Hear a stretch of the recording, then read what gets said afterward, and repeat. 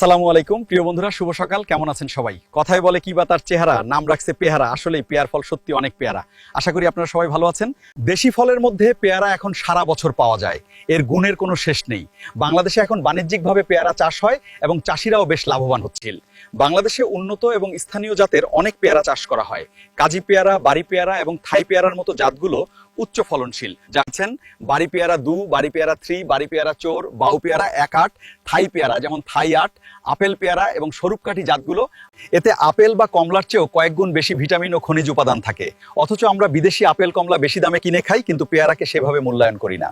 বন্ধুরা, আপনি যদি ডায়াবেটিস নিয়ন্ত্রণে রাখতে চান এবং উচ্চ রক্তচাপ থেকে মুক্তি পেতে চান, তবে প্রতিদিন আপনার খাদ্য তালিকায় একটি করে তাজা পেয়ারা অবশ্যই যুক্ত করুন। আমার কিন্তু খুব পছন্দ পেয়ারা। আপনাদের কার কার পছন্দ কমেন্ট করে জানাতে পারেন। যদি আমার এই ভিডিও আপনার সামান্য ভালো লাগে তাহলে শেয়ার করে অন্য বন্ধুদের দেখার সুযোগ করে দিন। I am wishing everyone many good wishes again, and with that, wishing all my friends good health and well-being, I am ending this video. Thank you and good morning again.